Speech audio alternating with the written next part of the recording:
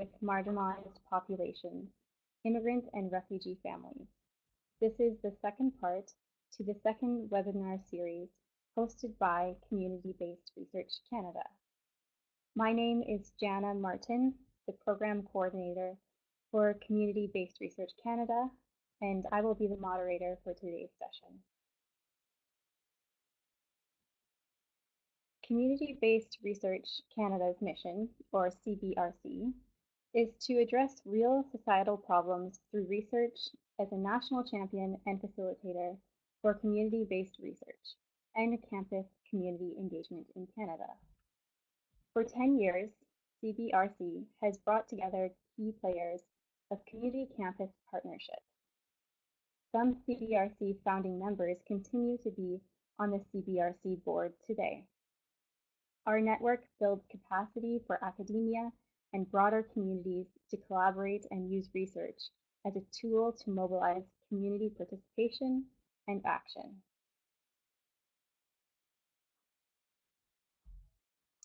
We would love to hear from you. Please share your comments and questions in the comment box at the bottom left corner of your screen. See where you can type your questions and comments in the purple highlighted section on this slide. I will share your questions with the presenter during the Q&A period, which will take place for the last 15 minutes of the webinar. I am pleased to introduce today's presenter, Dr. Rich Jansen. Rich Jansen has been involved in 130 plus community-based research projects, many focused on issues of immigrants and refugees, mental health, disabilities, or faith in society. This breadth of work has included multi-partner research initiatives, community mobilization, programs and systems change evaluation, and needs assessment with direct policy impact. He is the author of over 40 academic publications, over 155 technical research reports, and presented at over 170 conferences, workshops, and community events. Thanks, Rich, for taking the time to speak with us today. I'll just switch on your mic and we'll get started.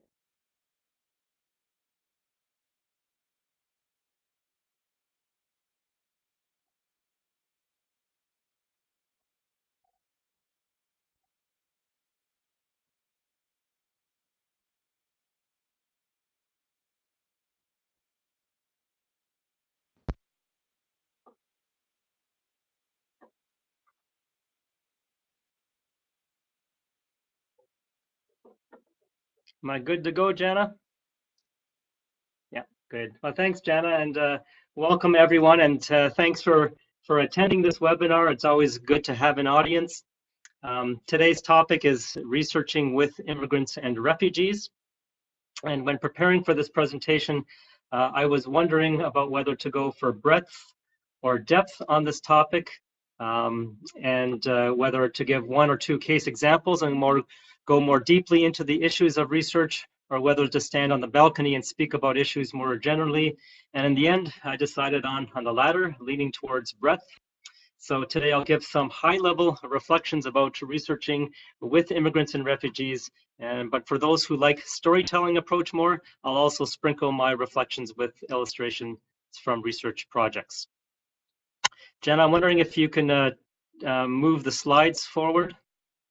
And one more, please. So here's what we'll cover today. I'll start with just an overview about this growing area of researching with immigrants and refugees. Then I'll talk briefly about community-based research and our understanding of that to get us on the same page. And then we'll end with challenges and strategies when researching with immigrants and refugees. Next slide. But first, just a few words about where I work. It's called CCBR, Center for Community-Based Research. It started in 1982 as a reaction to academic research, where the researcher controls the research agenda. But today we're located on the university campus in recognition of the fact that many other academics are now pursuing community-engaged scholarship. And so for 34 years, we've been using community-based research as a way to build more responsive and supportive communities. And at CCBR, we like to say that we do community-based research and that we also promote community-based research across Canada and globally. And today's an example of promoting community-based research. We work on a lot of social topics, including immigrants and refugees, at least 70 projects on that. And I've worked here for about 22 years, including working on a good number of the immigrant and refugee projects done by CCBR. Next slide. You could ask the question, why bother talking about research with immigrants and refugees? Why bother having a separate webinar on this topic? Well, it's in part because of simple demographics. In recent decades, Canada has been receiving a lot more immigrants than most years in our country's history.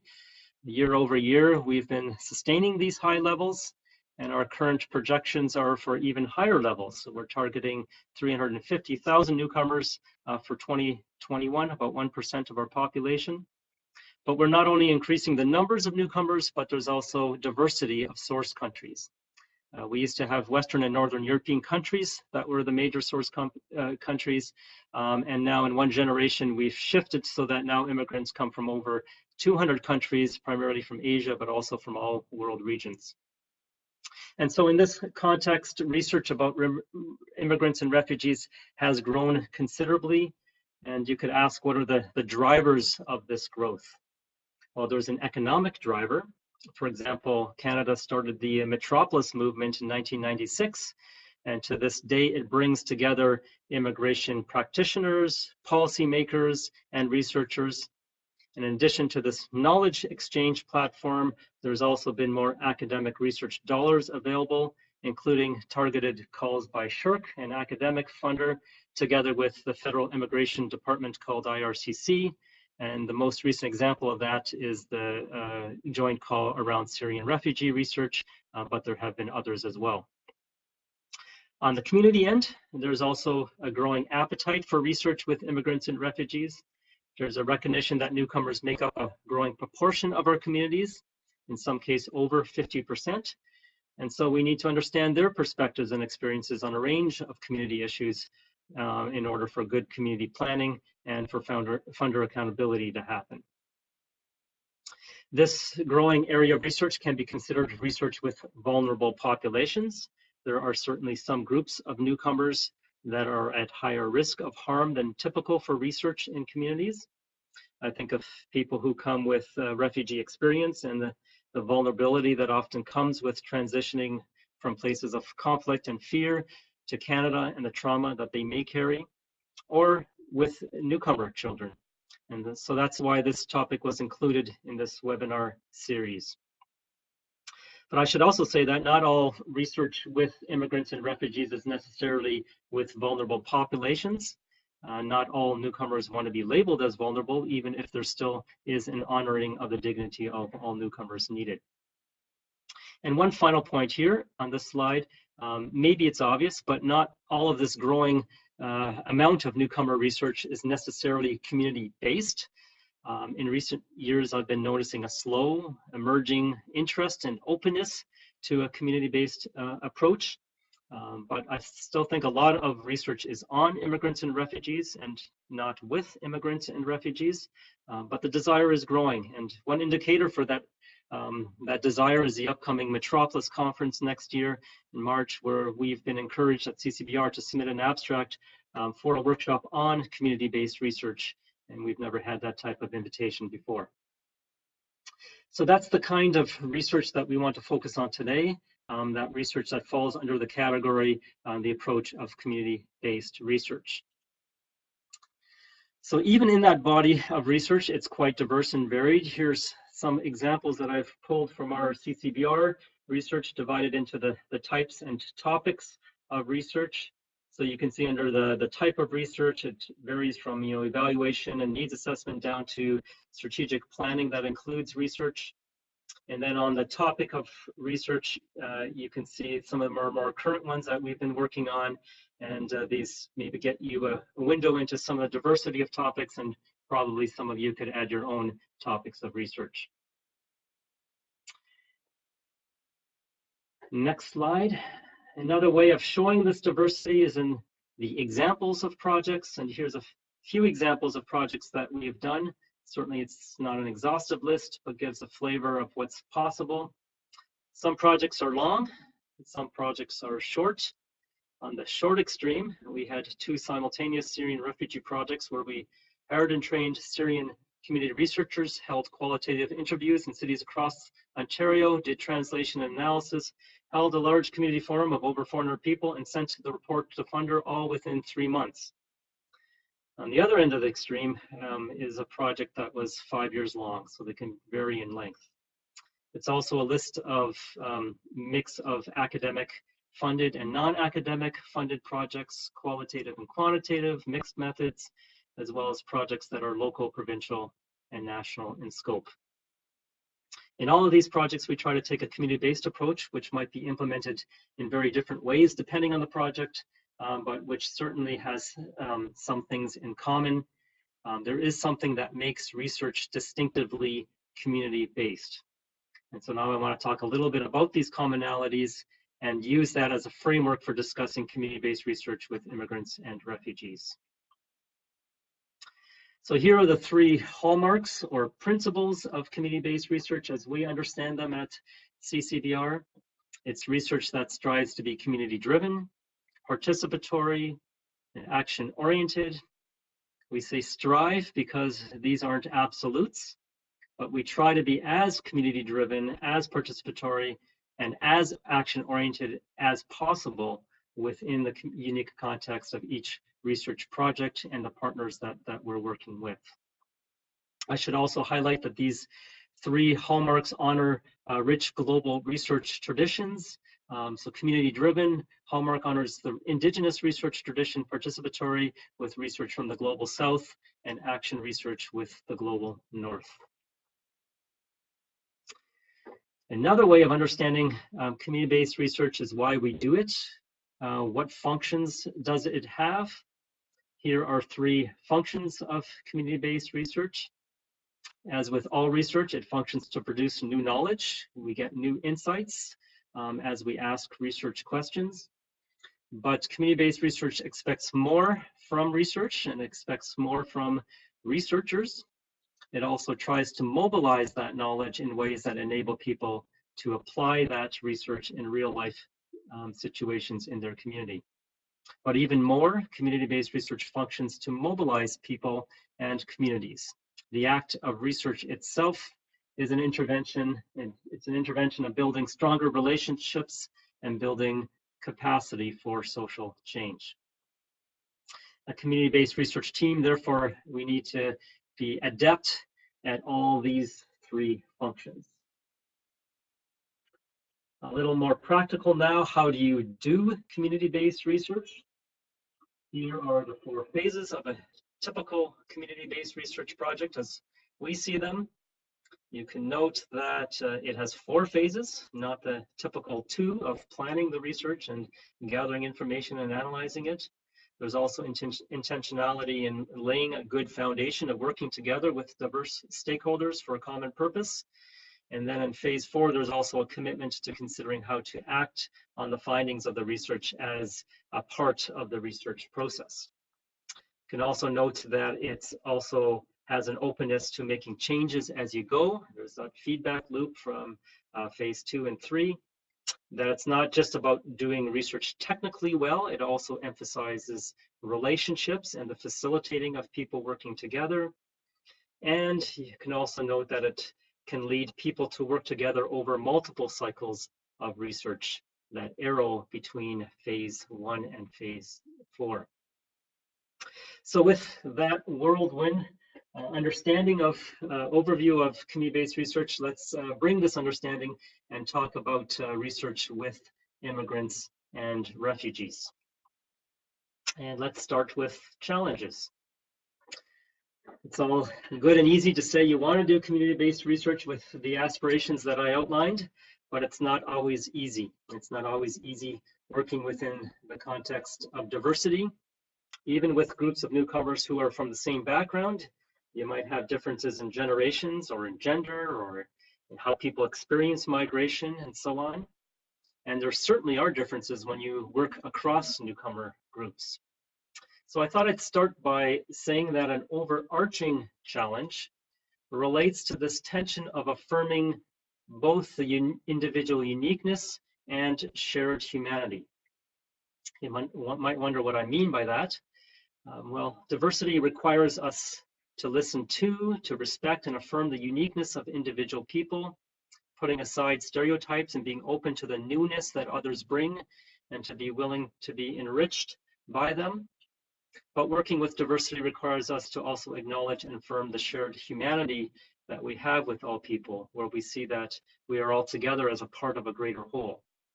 And so as researchers, we work in this creative tension of affirming individual uniqueness while we also affirm shared humanity as we navigate research with immigrants and refugees. But there are more specific challenges, and you can see them listed there on the slide, organized by the 4 phases of community-based research according to color. First, in the red, is with the laying the foundation, phase 1. Gaining trust is one of those challenges. As a researcher, you may be more of an insider or identify with the group, or you might be more of an outsider. You might have trust-building issues with a group in which you see yourself as an insider. There's the past history that you might have with the group, or people might see you differently than you see yourself. And as an outsider, there certainly can be trust-building challenges, especially if you're working with a single cultural community. Maybe it's less so with multi-ethnic studies. Diverse assumptions of research. People may have different experience of research and bring that to the research project. They may have different understandings about what makes good research. Some people may have never experienced a community-based research approach before. Some may have never experienced the role of research in public policy development or of the importance of written evidence in Canada, but others do. And so we have to get to know who we are working with. In terms of evaluative research, you may confront a limited capacity in conducting evaluation in the settlement and resettlement sector. It is a newer profession, and from my perspective, it seems to have a little bit less sophistication when it comes to evaluation than, say, some of the more established sectors like mental health or health services. And another challenge early on could be the multiple, even competing interests or agendas that people are involved in the research. It's not necessarily a bad thing to have these multiple agendas, but it can be a challenge. In one of our larger, longer-term projects, we had one ethnic racial community who were upfront and clear about their agenda.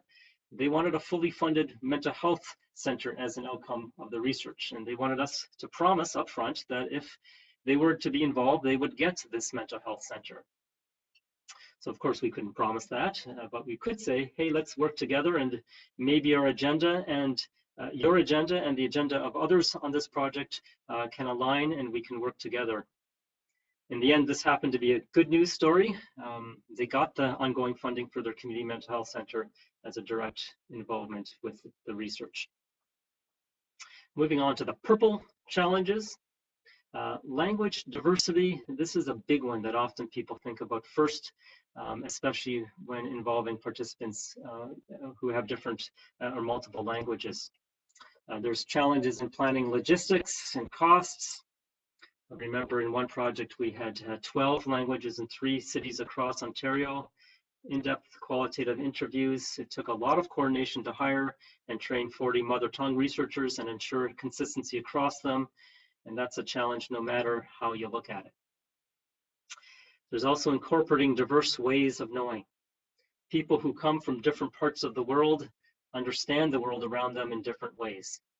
And this can bring challenges, for example, in how we frame research questions and how we plan which methods that make most sense for the purpose of our research. The blue is phase 3, data gathering and analysis challenges. It can be challenging how to get consent in a way that is free and informed.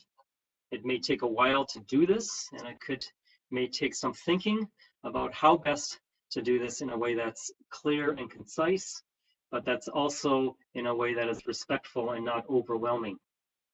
I remember a 1 hour consent form process we had with one community focus group on the topic of mental health, which was a taboo topic at that time in this particular community. Even with a community researcher working with us, that some of them in the focus group had helped to hire, they still needed to talk through the consent to make sure that they were not entering into something that would harm their community. So we welcomed that opportunity to talk with them about that.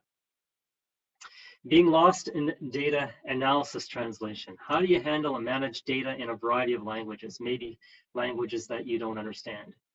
It's especially challenging in qualitative research and research with multiple languages. How do you ensure quality of translation and analysis? And finally, phase 4, acting on findings, sharing results in an engaging way. Which verbal or written formats are best to share with a particular audience? Are there other creative formats that might work? Again, this could be challenging, especially in multilingual or multi-ethnic projects where there may be different answers to those questions. Managing raised expectations. It's not always the case that there's a good news story, like I mentioned about with the mental health center. So how do we set up expectations that the research can deliver? How can we avoid over-promising what the research will do, but also inviting people to work together on something, the opportunity that the research presents. So I know I'm just touching on some of the challenges in this type of newcomer research, but hopefully this will get our minds working as we now turn to some helpful strategies for researching with immigrants and refugees. So the next slide, and to help with that, consider this slide. It brings together the previous slides about the hallmarks and functions of community-based research you can see on the left, and then organizes that into a framework for community-based research excellence. And this framework is the basis for our CBRC tool, the community-based research excellence tool that we've developed as a way to assess the quality of community-based research projects and proposals. It simply says that good quality community-based research needs to consider 6 things that are grouped into 3 groups. You need to pay attention to research process, making sure that the research is relevant and driven by people who have a stake in the issue being studied and that people are meaningfully involved. You need to pay attention to research rigor and follow standards of quality, whether they're qualitative or quantitative or mixed methods. And you need to pay attention to impact, which in community-based research means mobilizing knowledge and people to address pressing social issues. And so I'll use this framework to talk about some strategies that we use when researching with immigrants and refugees. And afterwards, we can talk about maybe some of your strategies or some of your comments or questions about these strategies. So let's begin with research process. What can we do to have a good process where people we work with feel that they have control over the research, that it's relevant to them, and that community members are meaningfully involved? Well, one strategy at the entree or at the beginning of research is to hold community soundings, ideally in the proposal development stage, although that's not always possible. It could be one meeting or it could be a series of meetings. In one project, we had a whole year of soundings. There's funding becoming available to help with these types of activities. For example, SSHRC Partnership Engage grants. Soundings are an opportunity for researchers and key community members to talk and to listen and to hear each other about what's important to them and talk about who should be involved in the proposed research. By way of example, 2 years ago, we got a request for proposals from IRCC, the Federal Immigration Department, to do research about Syrian refugees. We had about 3 weeks to submit the proposal. So we quickly organized 2 meetings with key community leaders prior to the submission, and we asked them simply, do we want this research in our community? We don't need to do it, but we have 2 possible projects to apply for, one around youth and one around parents. Which of if any of these projects do we want to do together? And in the end, they said, let's do them both. Maybe we'll get one of them. And it turned out that we got both of them and that raised another set of challenges. Another strategy we always use is to have a stakeholder steering group. We make a distinction between the doers and the guiders of research, and the steering group is the guiders of the research. And it's best when you are able to facilitate cross-stakeholder perspectives who can agree on the purpose of the research and the main research questions together. They can work on interpreting the data and how to mobilize the result. The point is that before the research team does anything, it is guided by this steering group. They're like the conscience of the research. Across cultural communities, there may be different norms of what a good group like this is. What is a good committee? There can be different expectations about the rhythm of meetings, for example. In one project, we had a steering group that was very fluid because the culture of the group had a very fluid leadership style. From one meeting to another, there may be new members. I remember one particular meeting, we had people cycling in and out of the meeting for the whole meeting. They have a more collective leadership style. You can also see a group like this as an ongoing ethics committee, dealing with ethical issues as they arise. And finally, the group could be a group that already exists, or you can create a new group specifically for that particular research project. In the 2 Syrian refugee research projects I mentioned before, we created a new group, but it was a joint steering group across both projects for the sake of efficiency given the short timelines. It's not always possible, but whenever we can, we try to have people who live the issue under study to be a part of the research team. Again, it's about evaluating experiential and practical knowledge that often community members bring in complement to the more theoretical knowledge that often researchers bring. When hiring, we privilege community mobilization skills. We privilege their connectedness and the trust they have within their community. We can always teach them more practical research skills if needed, but the relational aspects are harder to teach in a short time frame. Ongoing training and support. This strategy is about capacity building for the benefit of research quality, but it's also about justice in that the resources and skill building is shared with communities that we work with. We typically have training sessions at the beginning that start with a big picture of community-based research before talking about the specific project. Training isn't a one-time thing. We have regular team meetings where there's ongoing support. And the training and support can be extended to community partners who can be invited in. And one new project that we'll be starting in the new year in January will be training staff of a refugee organization to be researchers on the project. But we're also opening up the training for all of their staff, not just those who are working on that particular research. So let's move to strategies for research rigor. How do we make sure that research is done well? Being collectively clear on the purpose can be one of the main strategies of how to prevent challenges and how to deal with challenges as they arise. You might have heard it said, the main thing is to keep the main thing, and the purpose statement is the main thing in research. It's the stake in the sand that you can all agree on. There may be lots of different opinions around the table on a lot of different things, even different motives for being involved in the research, but the purpose statement is what unites and what's the common agenda. And so we take the time crafting a purpose statement together. Maybe someone starts with drafting it, but then people respond until we agree.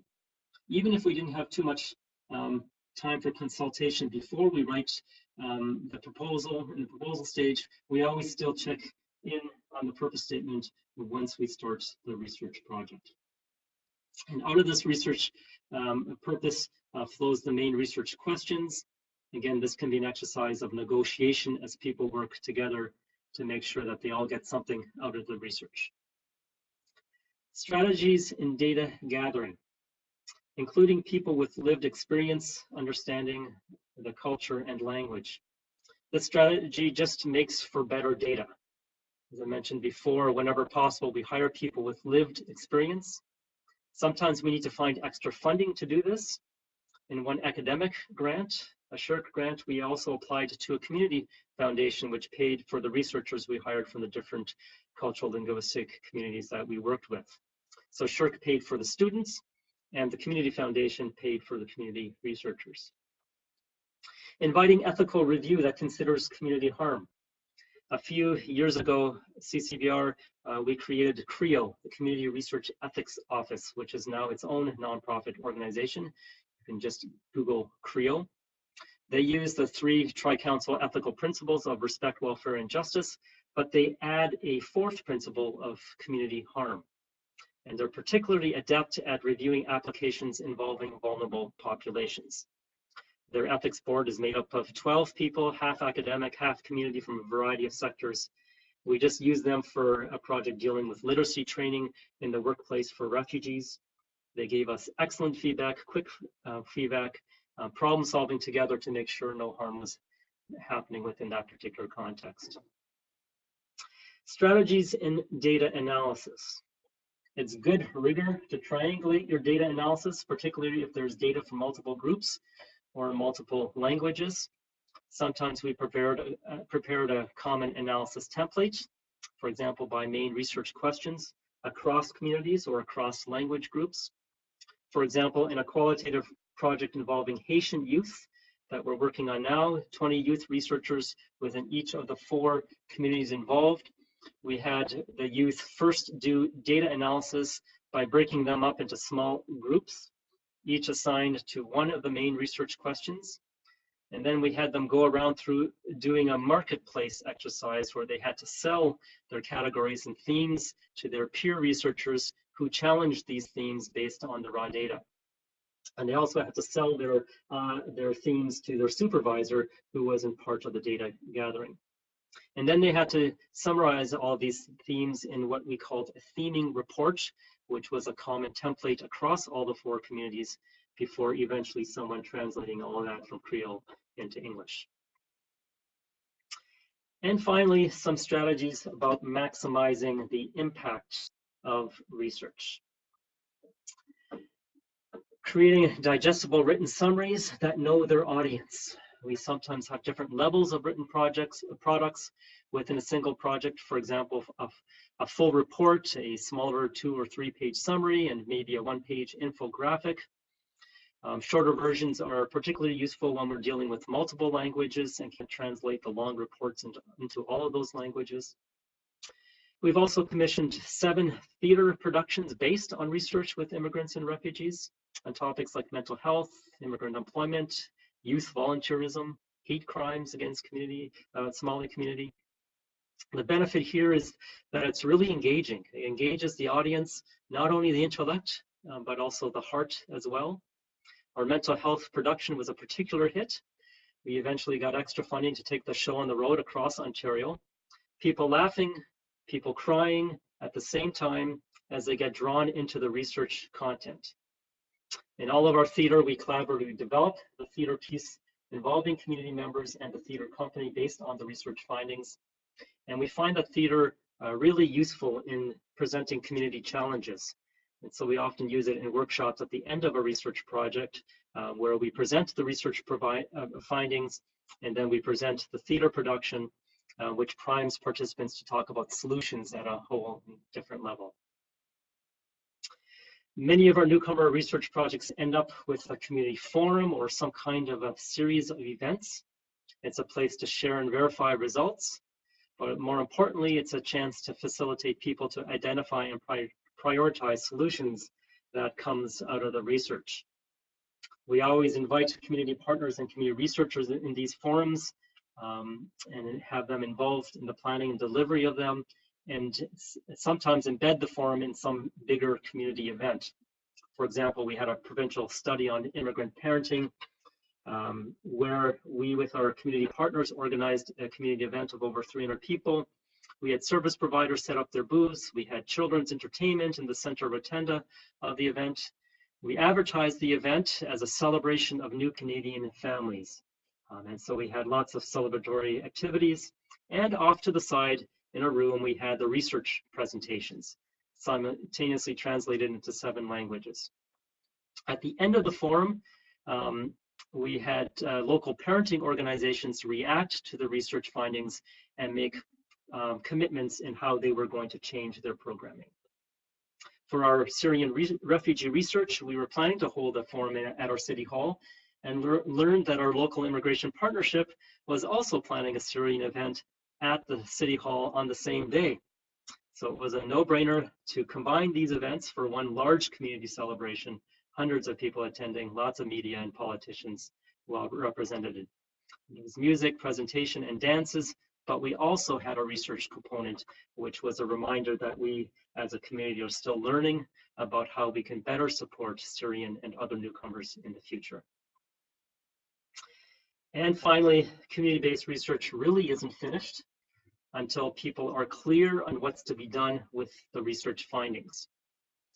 I think there's two general approaches you can take on this: actions that are organized into a comprehensive response, like a coordinated community plan, where the roles and responsibilities are laid out, or they could be more disconnected micro projects, which are running independently, but still come out of in response to the research. In the Haitian youth-led research I mentioned earlier, out of the community forums, I have about 8 community forums there, and out of those came about 50 micro projects, which are being launched right now across the 4 communities, directly addressing different aspects identified through the research. No one's coordinating all of these micro projects, but they're all working together for collective impact. And the last point, if you remember the 4 phases of community-based research chart I showed earlier, there was this arrow that goes from phase 4 back to phase 1. Really, one cycle of research rarely addresses all the issues within a particular community. And knowing this frees ourselves from trying to do everything in one project. Very often doing the next cycle of research helps to broaden the engagement on the topic. For example, the launching of our local immigration partnership here in Waterloo region actually involved 5 cycles of research over a 5-year period. So we went through that 4-phase cycle 5 times. We started with a small project with limited engagement, and after each cycle, we and our partners asked, what's next and who else should be involved? And by the time IRCC came forward with a plan to establish LIPs, local immigration partnerships across the country, our community was primed to launch our LIP. And today it's a sustainable organization, 10 years old. Many of those people who are involved today in the LIP are not even aware that 5 cycles of research brought this comprehensive community initiative about. But that's okay. Because community-based research at its best is a facilitator of community action, and that's what needs to take the spotlight. So that's all I got for the presentation portion. So maybe if there's some questions or comments, or maybe some of you have your own strategies or challenges that you'd like, we can open it up for a conversation.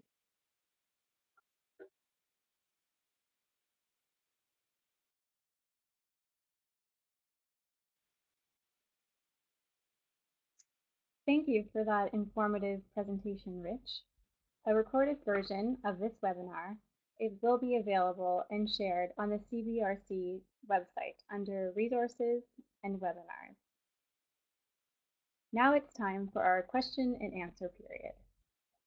So if you can think of some questions that you have, you can type them into the chat box below. While you're coming up with those questions, I'll tell you a few more ways that you can get involved with CBRC. You can continue to engage in our webinars, join the Cross Canada Community-Based Research Map by creating your profile on the CBRC website. You can access community-based research and training opportunities, such as the Community-Based Research Excellence Tool, or you can also become part of our biannual Community College University Exposition. We welcome you to become a CBRC member as an institution, department, organization, individual, faculty, or student.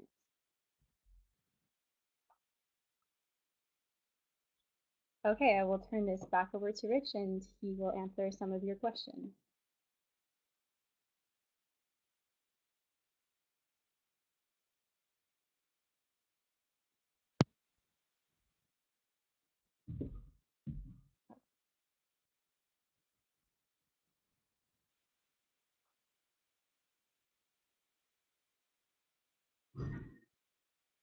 I think I'm back. Am I back, Jenna? Are. Yeah. Okay. Good. So yes, I have one question about: have you ever encountered class bias with translators? Um, how would you suggest mitigating this if someone appears to be uncomfortable because of class dynamics that we may not fully understand? So maybe more class bias in general. I think the mechanism of the steering committee really is the key mechanism, and to make sure that that steering committee has the different perspectives of that particular community, even if there are different socioeconomic statuses within that particular community. But I think your question is more in terms of specifically with translators. Um, yeah, that's a hard one to know because you don't, especially if you don't know that particular language, you're kind of blind to the translator. So the only strategy that we've used directly on that is to having the double translation, right, with one person translating and then another person checking the translation. In some projects, we actually have two different people that might be speaking the same language, working on a particular project, and so we would have both of them review each other's translations, just to make sure whatever kind of bias doesn't come out in the translation. So it's same kind of thing as with data analysis, having that triangulation, with translation.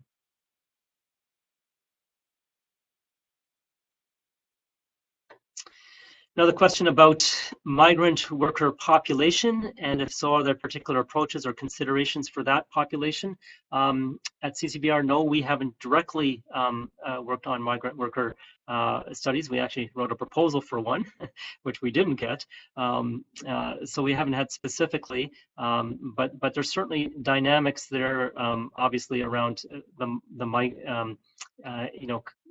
coming, the temporary nature of their stay in Canada. And yeah, so there's an additional ethical considerations around that temporariness of their involvement here. I know the Migration Research Center at Wilfrid Laurier University at the Basili School, that's one of their areas of expertise. They do a lot there, so maybe some of those people would have better answers some specific questions with that particular population.